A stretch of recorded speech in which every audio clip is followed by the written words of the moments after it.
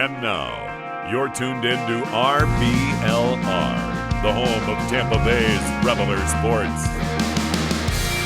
Welcome into RBLR Sports. My name is Musab, and another weekend down in the books for some Tampa Bay football.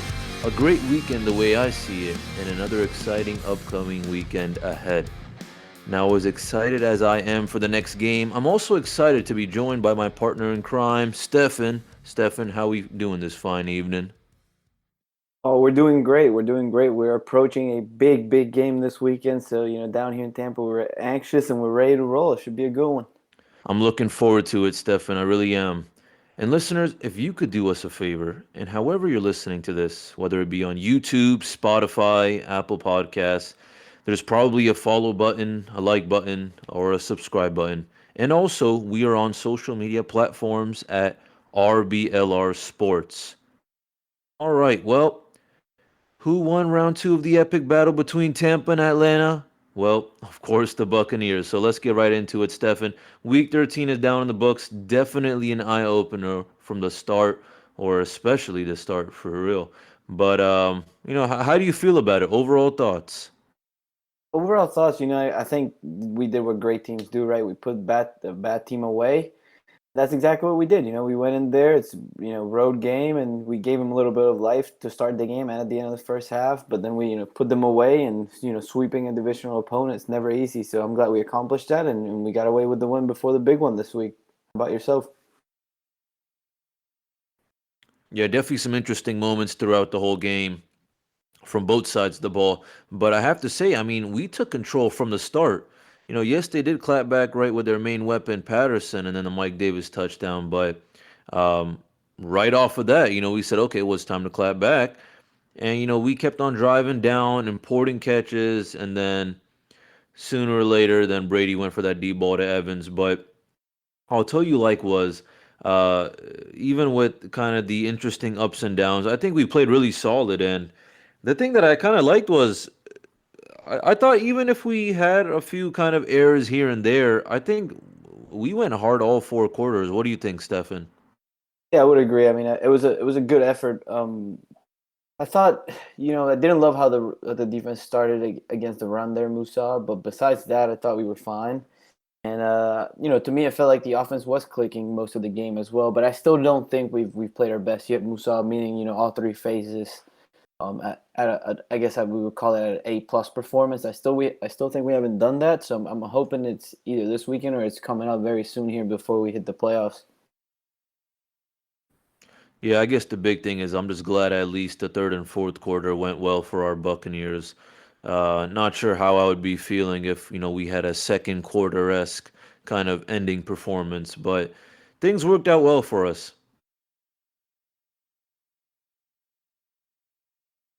I would agree. Um, how about we move into a good segment here, Musab? Let's start with one of our favorites here. What were your thoughts on our boy Chris Godwin? Overall, just super happy. He came in mad clutch throughout the whole game, especially from the start. We went for that touchdown, they clapped back, and then boom, it was our turn again.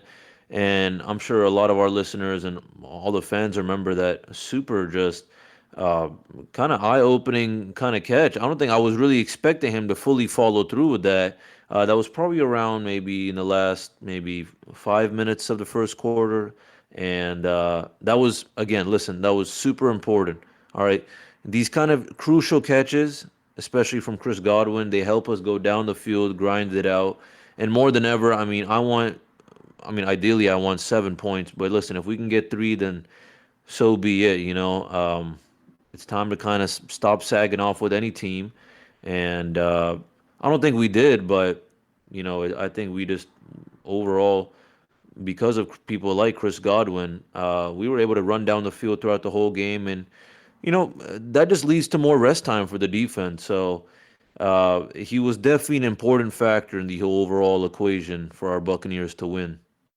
I would agree, Musab. And hey, he set the franchise record for most catches in a game with 15, which is extremely impressive. And that we have our cornerstone Mike Evans there for 8 years now, so that was a big accomplishment. He added, 143 yards, and as well. So very impressive performance by Godwin, and you love to see it. You love seeing Tom Brady, feed up every single one of the pieces we have, and that leads to our next guy. At this point, I don't even know what to call him, Musab, but what another great performance by Lenny. Oh, absolutely. Very consistent. Definitely seeing, I mean, it's kind of stamped in the way I see it. He's definitely RB1. He did a little bit of both this past weekend. Uh, some catching and some runs. And listen, we when we're all fully healthy, I mean, we're a really dangerous team. And even even this last Sunday, we were looking really dangerous because we have all weapons. When you have a solid performer like playoff Lenny, you got Mike Evans, who's always just been shining.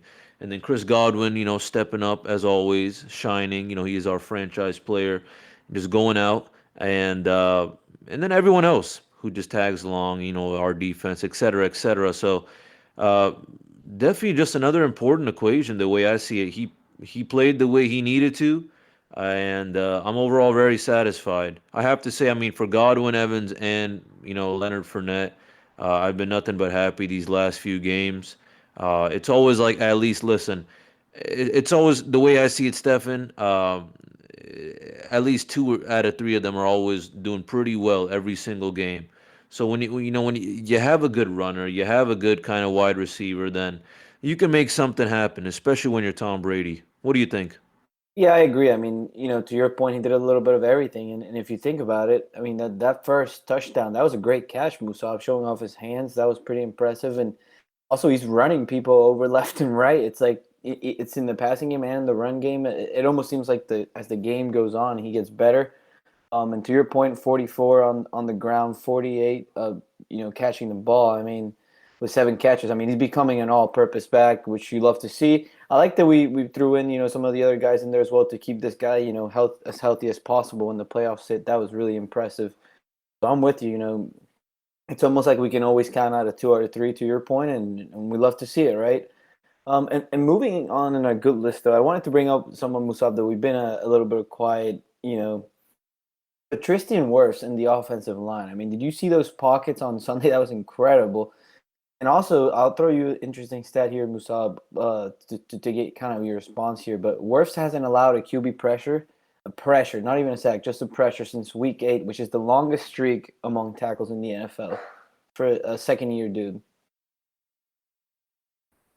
I'm not surprised at all. Definitely a super valuable asset. It's times like these, Stefan, where you really think, oh, wow, I'm glad we got him early on in the draft. So, especially when you have a quarterback like Tom Brady who needs to be protected at all times. So, I'm really happy. I mean, just knowing that he's such a young guy, it's his second year and he's already doing so well, it makes me feel good. And just a big shout out to him. Um, and I mean, as you said it yourself, all the pockets here and there, all those opportunities for Tom Brady to have more time, but also for our running backs to find some kind of holes here and there to run. Uh, it's a team effort. He's a team player, and that's all I really have to say. I feel like obviously no one's ever gonna be like OMG. That offensive lineman is so amazing. He's the star of the show, but every single game, he's an important factor, and he always gets the job done. So, real happy. I agree. And to your point, right? He's a young dude and getting the job done like this is very impressive. So, shout out to the entire offensive line. They've been playing very well. And moving to the defensive side of the ball, Musab, someone that we dearly missed in this show was Carlton Davis, right? I mean, he comes out of a IR and immediately recovers a fumble. He only allowed 11 yards on 7 targets, Musab. He broke up 3 passes. I mean, I'm so happy to see this, this back with Sean Murphy bunting, especially Carlton. I do think Carlton, when healthy, is a top 10 corner in my opinion. And again, for not playing a long time, Musab, he showed up. What were your thoughts on his performance this past Sunday? Hearing someone experienced like him, or like whatever you want to call it, a veteran, him coming back and ready to play, it gives me a little sigh of relief because more than ever, it's the vision, the experience that really comes into play. When you're working with kind of new players, some rookies, some people who've been known to just be backups, but obviously because of certain situations, they're kind of starting with you. So that being said, I mean, listen, he showed out before, Stefan. All right, we know who Carlton Davis is. We know how he needs to play. I think he knows as well. So uh, I'm more than happy. This is not something I was. I guess you know what? I take that back. I was a little surprised. Like, wow, okay, hey, shout out to him. Real happy to have him back. But listen, I'm just praying for the best, hoping that all of our defensemen are all staying healthy because all eyes are on them for our Super Bowl kind of run. So whatever he's doing right now, I like it a lot. He's a team player. He's working well, making the best out of every situation, especially with that kind of fumble recovery he gave to Pierre Desir. It's times like these small little things that happen game by game that change the whole momentum. Now, just imagine, Stefan, we're going at it with a Super Bowl contender. It's towards the end of the game, and Carlton Davis does something like that he did this past weekend. Now look at that. Now we recovered the ball. The ball's in our court. We're in control now. Only a few minutes, and you know what? I think we're gonna win now, thanks to Carlton Davis.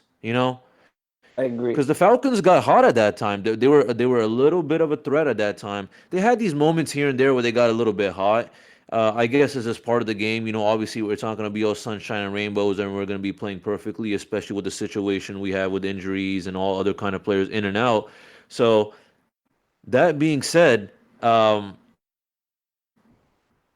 just really happy. I really am. And the fact that he was kind of able to stop this kind of little hot run that they had temporarily, it shows me that he's an important asset as well.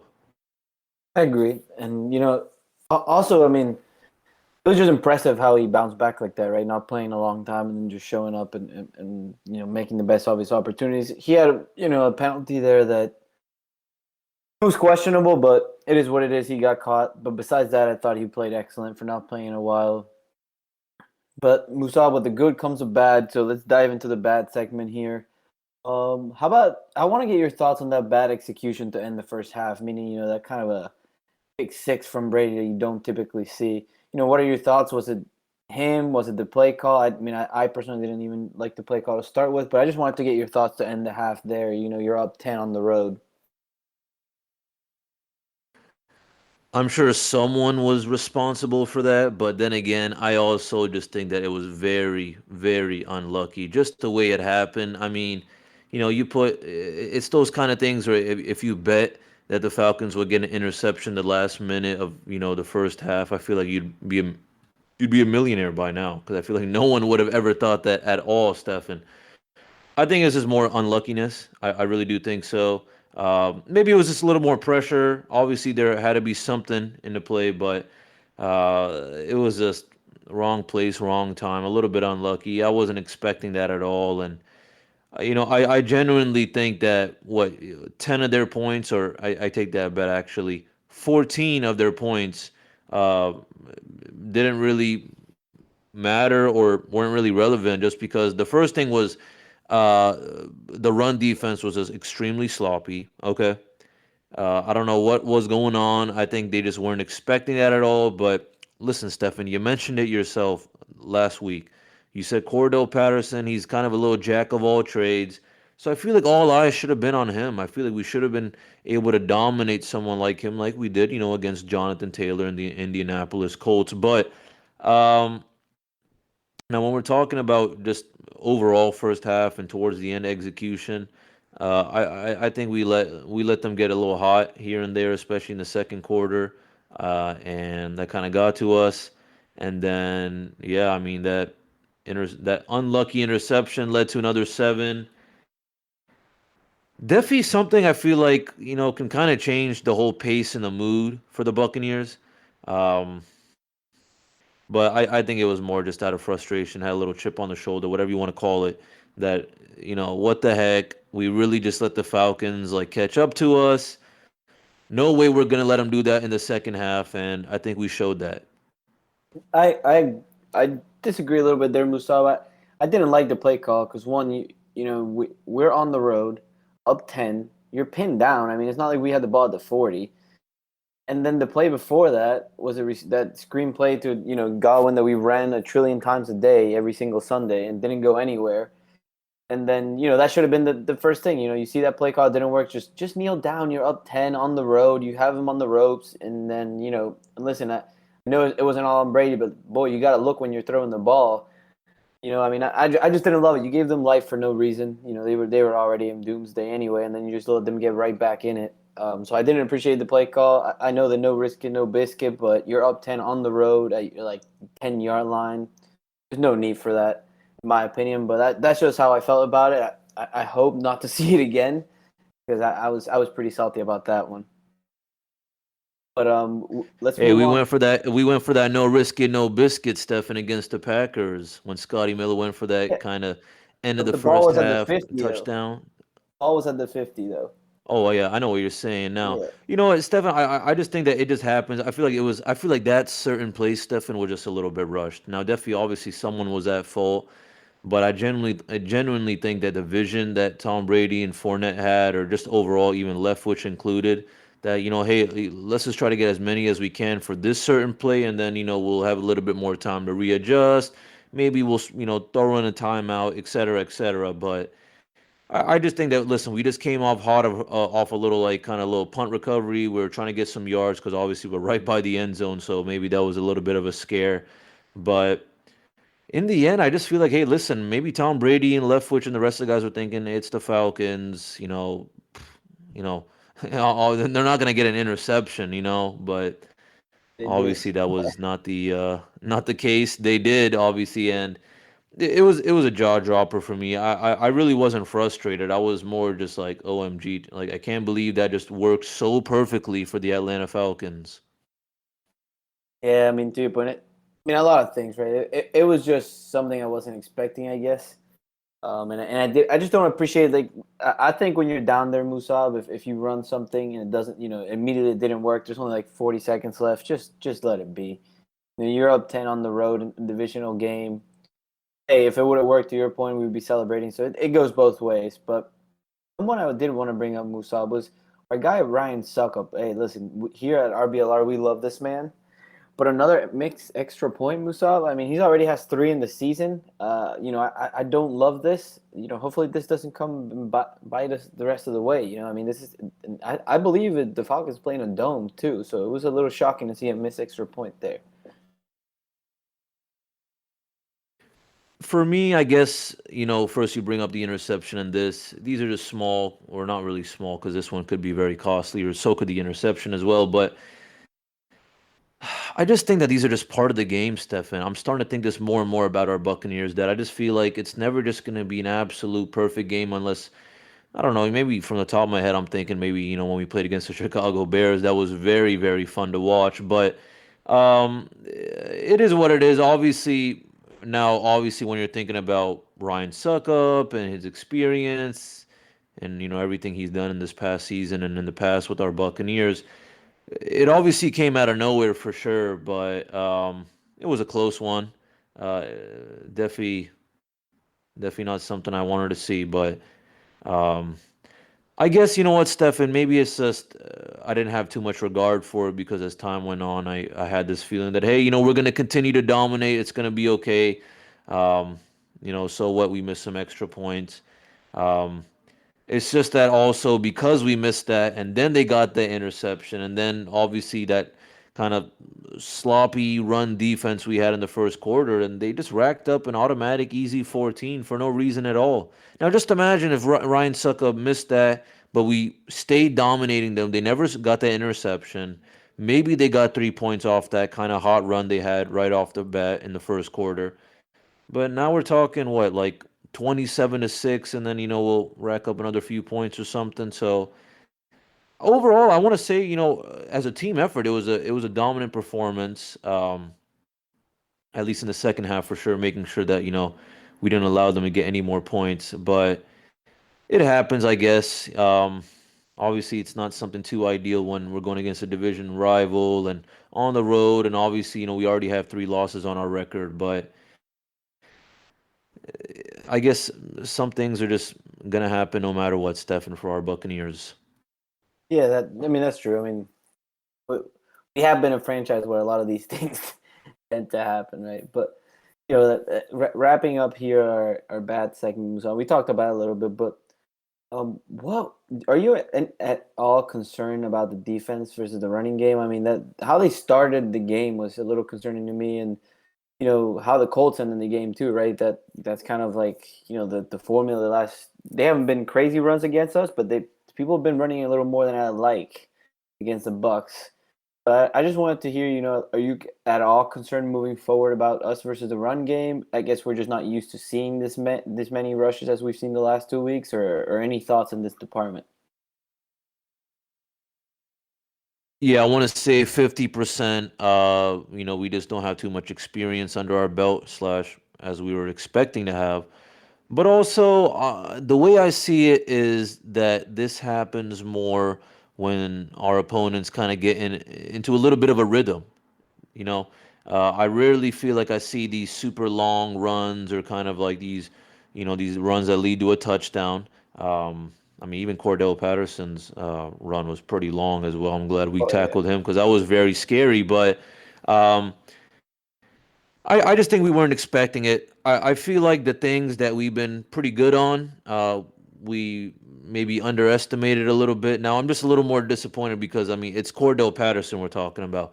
Now, if Mike Davis just completely dominated that whole run game from the first play and then his touchdown run, then I would be obviously a little more disappointed. But this is something we talked about, Stefan. So obviously everyone knows, Patterson was definitely someone to keep an eye out on. And from the bat, we let them do that. I don't have the stats, right in front of me, but from the top of my head, I remember when I was watching that they pulled it out, and it was like I'm pretty sure in the past games we've had up until this past Falcons game this weekend, um, I think we just had like maybe I think we allowed maybe 30-ish, 40, maybe less, maybe a little bit more, give or take, yards on the run, on the run game, with all of our opponents combined, and then the Falcons basically accumulate like I don't know 4/6 of that, Yeah. So it was definitely an eye opener indeed. Um, but as soon as I saw that, I was like, oh my gosh, we better clap back, and that's exactly what we did. So first quarter was definitely, I'm sure everyone was munching on their popcorn and everyone was glued to the TV if you're a Bucks fan or even a Falcons fan because you're thinking, oh snap, do we have a chance? So Yeah. first quarter was very entertaining, but all in all, I mean, just really happy we won the game. So that's what really matters, huh? Yeah, I mean, a W is all that matters. So we'll end our bad segment on that positive note, right? All that matters is just keep finding ways to win, especially trying to get healthy and keep winning here to see if we get that shot at that number one seed, Musab. So that being said, let's dive into sort of a scheduled check-in before we dive into the RBLR moment and then the preview for the Bills. I, I want to hear like what do you have? How do you feel? Do your predictions still feel good about the Bucks had a chance at the number one seed? I thought we would win out since we talked about it last time, and we're still on pace to do so, which would be 14-3. I still think that we can get that number one seed based on the other team schedules. Mainly Arizona and Green Bay are the two teams ahead of us. So I just kind of wanted to get you feel. Do you think we still have a shot at that? Getting that first round bye, or how are you feeling? After 3-4 more games. It may be a little bit of a challenge to get that, number one seed first week by, but I mean, you said it yourself. I see a 14-3 ending. This one's definitely the game that I have my eyes out on, along with the Saints right after. Then the little Panthers, Jets, Panthers. Those should just be a little more taper off games, but also, I mean, we should be taking those seriously as well. But for me, I'm feeling really good, optimistic overall. I think we're pretty much locked into the playoffs, if not already. And talking about good and bad, and I want to bring this into our kind of things to consider scenario with our schedule, and that is, I feel like every game, Stefan, and tell me if you agree with this. I feel like a lot of games, maybe not every game, but a lot of games, it's like we're using different chess pieces. Yeah. Now that we have Gronk back, I feel like, we're doing real well with him. A lot of chemistry. I mean, listen, that's always been there. It's Brady, Gronk, and even last year he did real hot. But seeing things right off the bat, he's coming off the injury, little rib recovery, and he's looking real good. And then our starters coming back here and there whenever they can, especially with our DBs. I feel like, every single game's a different kind of game, and that's why I also want to kind of bring that in regards to our past game. Was this, I think overall, I think we had a solid performance. We fixed what was extremely important. I feel like definitely there was some things we had some big slips on, especially uh, that poor kind of run defense in the beginning. The interception, I honestly to say unlucky, but uh, for me, I mean, Arizona and Green Bay are probably gonna be one of them is gonna be the number one seed. So uh, it's okay. I mean, I mean, listen, we're gonna keep doing you our really best. think? Uh, I feel like I'm up in the air, yeah, I, Musab. I really I'm not positive up up in the air about Arizona and Green Bay being number one seed, just because I think we got the easiest schedule going down compared to both of the other two. I know Arizona is still one game ahead, but Arizona still has the Rams, the Colts, and the Cowboys. The Seahawks back with Russell Wilson. Damn, that's a lot of big games to win. I just think. Well, I'll tell you this: whoever the number one seed us, whether it be Arizona, Green Bay, or us, if you're the number one seed, you ought to beat all those teams. So That may is the correct. best Yeah. man win. Honestly, that's kind of the way I see it. I think we have to understand that I'm having a little bit of a different feeling for our Buccaneers with everything we've gone through this past season. I'm very optimistic about our end result, okay? But I think that the experiences we had this past season, the ups and downs with injuries and players going in and out for whatever reason, it just shows us that anything can happen. So yeah, anything can happen in Arizona or Green Bay, or anything can happen to us as well, Stefan. So these are probably the three teams I'm going to keep an eye out on if I'm an NFL fan or if I'm thinking the Super Bowl or whatever. These are all three real good teams. Um, Obviously, I don't want to be too harsh on Arizona or Green Bay, but I also don't want to praise them. But yeah, I mean, listen, they're Super Bowl kind of contenders, playoff caliber teams. Definitely more eyes on Arizona because yeah, they got a pretty interesting trio: the little Rams, Colts, and then Cowboys. Um, but I mean, even Seahawks is Green Bay still as well with division. the Yeah. Ravens. Exactly. Yeah, that's true. Seahawks. Yeah, got to see what goes on with that because I don't really have any specific feelings toward the Seahawks. I don't have any really any honestly any really regard to them Yeah. this season. So for me, Stefan, I guess just to summarize it all, I think we have a chance. I think any of these three teams we've been talking about have a chance. But I think we should have a nice dominant finish. Um, and specifically just kind of pinpointing. Listen, I mean Panthers, Jets, Panthers. I'm not worried about at That's all. gotta be Okay, 3-0, Saints. right? Exactly. Saints is like, listen, it's just embarrassing to Tom Brady. I'm sure as soon as we finish that Buffalo Bills game, Stephanie, it's just gonna be Saints, Saints, and Saints in Tom Brady's mind. He Oh wants yeah. to get that win again, especially a regular season win against the Saints. Sunday Night So, Football and too. the Bills, I mean, exactly, exactly. So the Bills, I mean, hey, listen, we're gonna dig deep into it, but the Bills have had an interesting season as well. So I don't have any specific worries. I mean, yeah, I could be worried when the game starts and they're dominant as they have been in the past, but then again, I wouldn't be shocked if we're dominant and they're not. I would agree. I would agree there, and I guess to wrap this segment up, I think I'm a little bit more hopeful that we can still do it. But to your point, any of these streams will be more than deserving to get the spot. With their finishing schedules. I just think that out of all the three teams left that probably could get the spot, I think we have the easiest ones, especially if we take care of business this past week. But hey, knock on wood, no injuries. Hopefully, we start to get a little bit healthier. And we should be all right. I like our odds regardless. The division we should be able to wrap up here soon as well, Musab. So I like where we stand. Um, let's jump into the RBLR moment, Musab. So what do you have for us this week?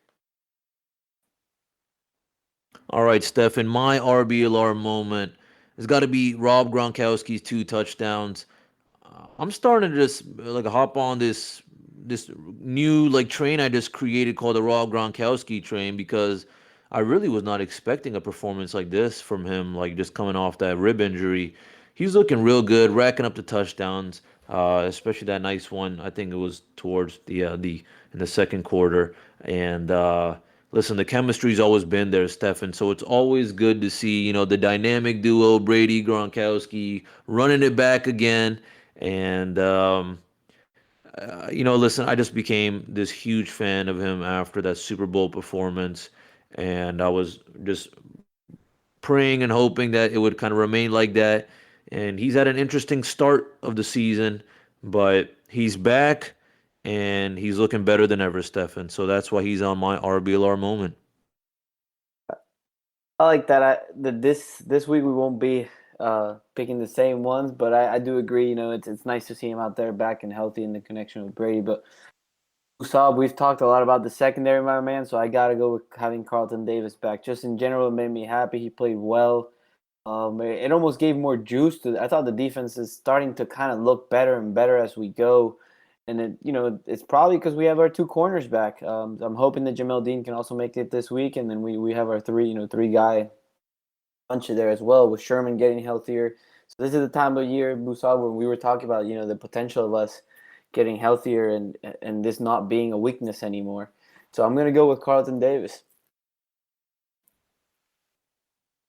I like that, Stefan. I'll give it to our DBs. His overall improvement is all I've been seeing, and always glad to have our starters back as well. So definitely a shout out to our DBs. And hey, a little random, Stefan, but I also do want to give a little bit of a small shout out to Pierre Desir, because I didn't know this man's name at all. Didn't know who he was, where he's from, what he's doing with our team.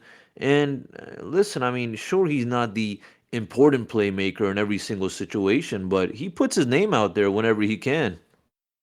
Oh yeah, he's played better than probably most of us expected, Musab.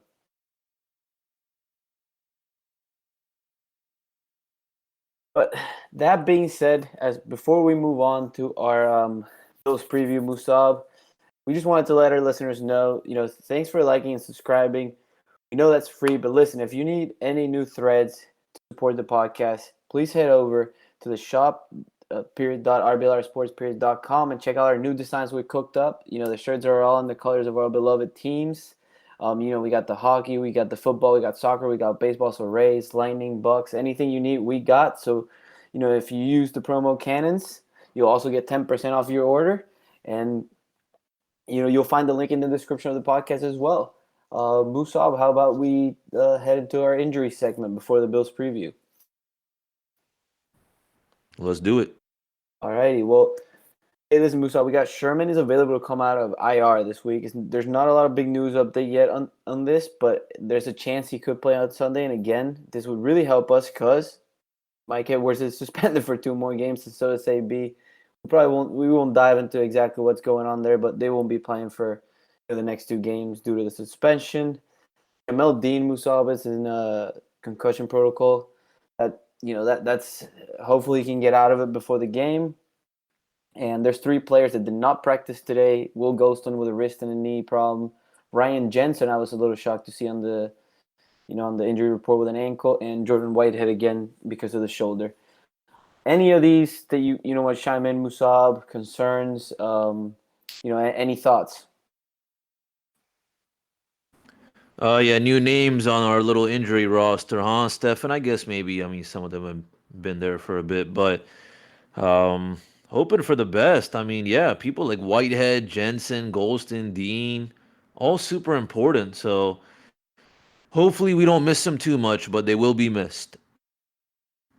I agree. And I believe we also have a new long snapper due to the I forget our other long snapper's name, but he was in the COVID protocol. So hopefully here, no big concerns with the kicking game and the punting game, right? I mean, this is always people take this position for granted, Musab, because they do their job well, and you don't really call them out too much. But hopefully no damage here moving forward. Yeah, I mean, we know a little bit more about Garrison Sanborn than any other kind of just person we would assign because he's been on our practice squad before, and yeah, as you mentioned, yeah, Zach Trainer is still placed on the NFL's COVID-19 list. So, Trainer can return for Sunday's game against the Bills, but that's also he has to follow the protocol.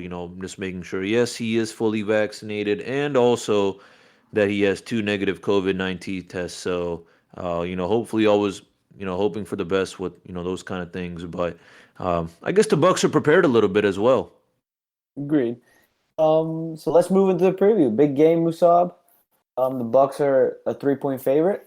Let's start with Josh Allen. What are your thoughts on this young stud? I mean, yeah, he's a young stud indeed. Super. I mean, they've been saying he's an MVP kind of candidate, and he knows how to show out. He has the vision. He has a good kind of stack of weapons as well.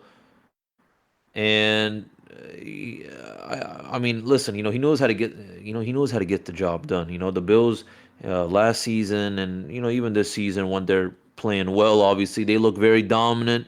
They lead the league in some certain stats, especially in the offense. The offense is pretty scary for our Bills. So I don't know. For me, Stefan, the overall thoughts is when Josh Allen is hot, you better be scared because he knows what he needs to do. So all eyes for me are going to be on the D line. I want to make sure that they're applying as much as pressure as they can, and overall, maybe just hoping he kind of has an off game. I've seen some ups and downs with just the overall Bills. That includes Josh Allen as well. Probably a little bit more on Josh Allen because he is the quarterback of the Bills. So I see these ups and downs with the Buffalo Bills. So I'm 50% thinking, ooh, maybe we'll be able to just, succeed. We'll dominate them. It'll be, a nice defensive performance. But then again, I'm thinking on the other hand, well, if we have our slips here and there, because people like Whitehead and people like Edwards and even people like Jamel Dean are out, okay, then I hope that doesn't kind of bite us. I hope they don't take advantage of that too much. I hope they don't play around with us. I hope we don't have too many slips. So you never know what can happen. The way I see it, I mean, listen, he knows how to dominate. Now, will he? That's more up to our defense, defensive backs, and our D line. I agree, and I also wanted to mention. I mean, to your point, Musab, this guy is young, elite arm strength, in my opinion, dangerous in the running game as well. This is a big dude who will fight for those extra yards. He's taking some licks because he'll always try to get that extra yard, but I think he's the biggest threat at quarterback we faced all year so far. So it'll be a big challenge for us, Musab. To your point, I hope we have Jamel Dean back. Hopefully he can get out concussion protocol and all the guys that we need in the secondary. We do need them for this game because as we jump here into the next two dudes, I mean they're offensive weapons and Knox and Diggs. I mean these are really good guys. I mean Knox is a big tight end who's got good speed. I want to see him match up with Levante personally, Musab, and then Diggs. I want to see on Carlton on Diggs. Obviously, we know what Diggs represents. This guy has got great hands and great speed.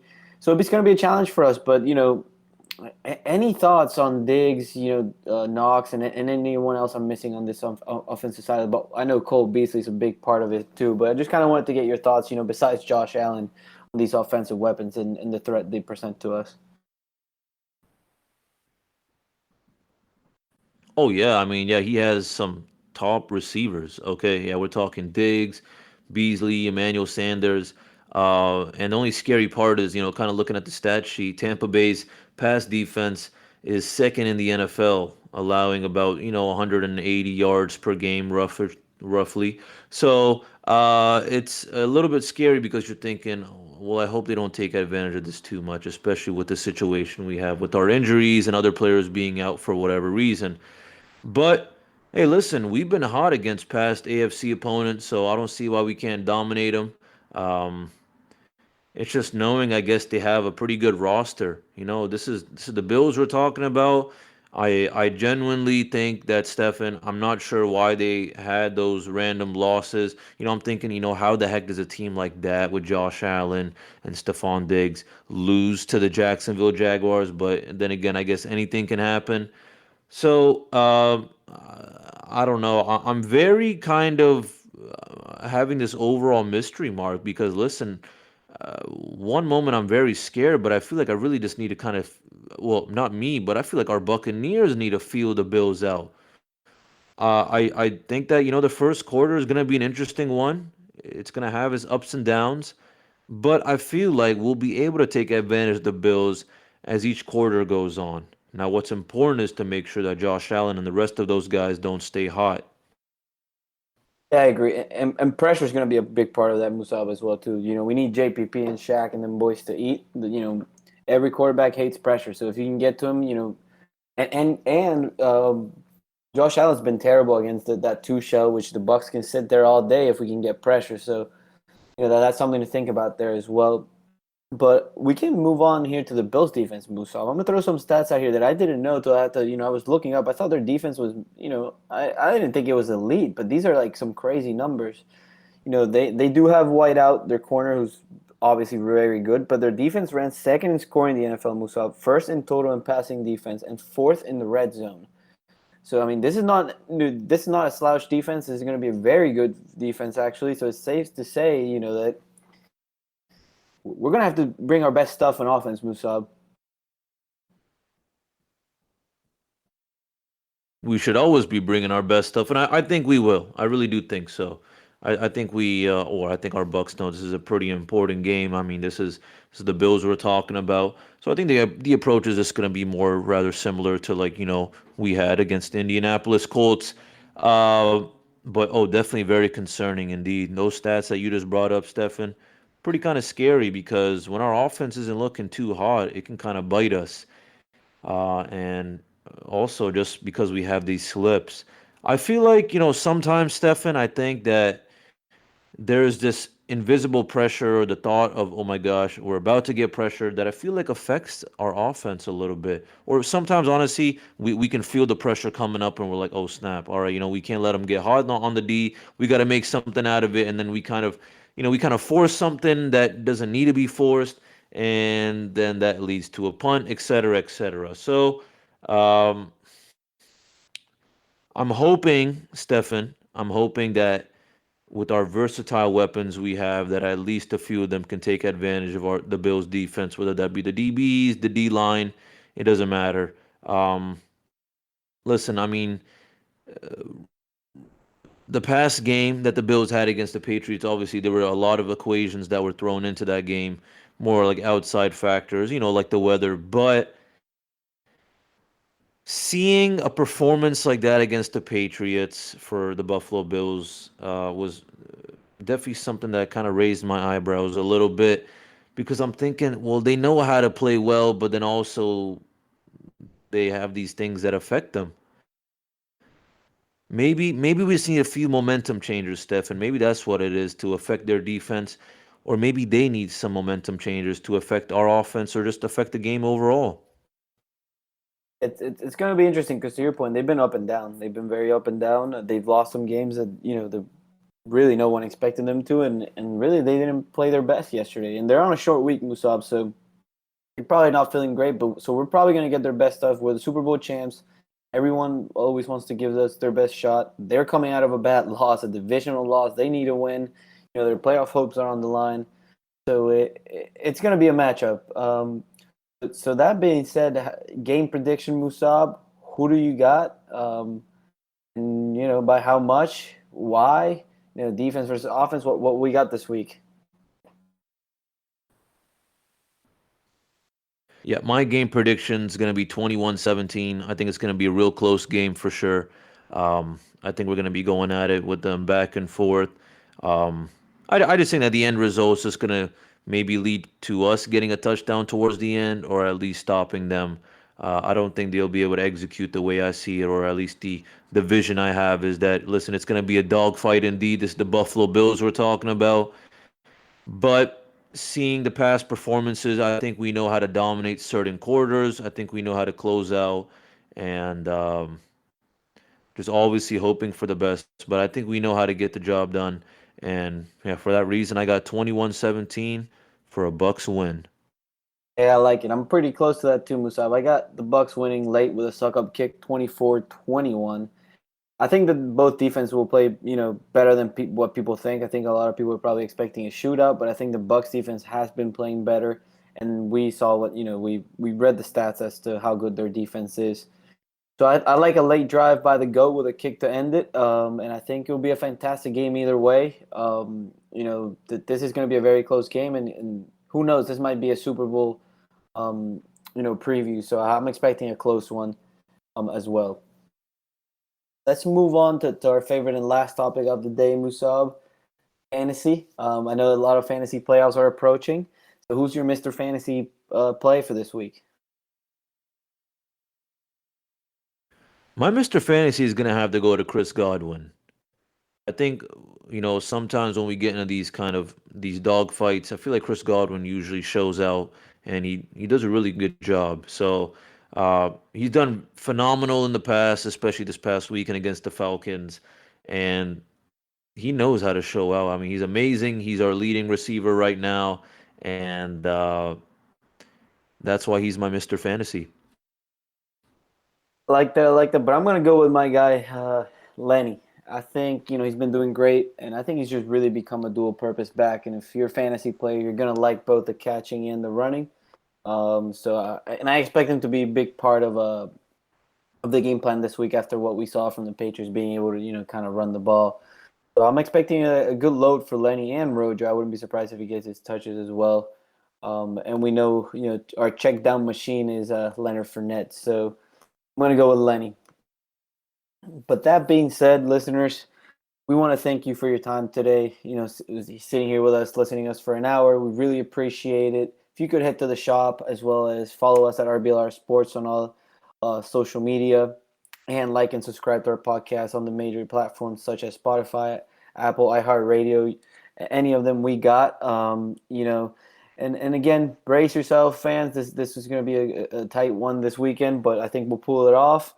So that being said, Musab, I'll leave you with the last word. All right. Well, I know it's week 14, but I hope this is not too late just yet. All right. And I want to say that because this weekend, I want to call this weekend Attack the Prey at Ray J. And that's what our Bucs are going to have in store for us all. This Sunday afternoon, listeners, I hope your phone is fully charged to record all the fun you're going to have. I hope you got a nice bag of coal in for the grill. But most importantly, I hope the energy you had from week 1 to week 13 is still here. All right, 4:25 p.m. the show begins. It's going to be a beautiful day in Tampa Bay. And that's all I'm going to say, all right? Thanks again, listeners. And as always, go Bucs.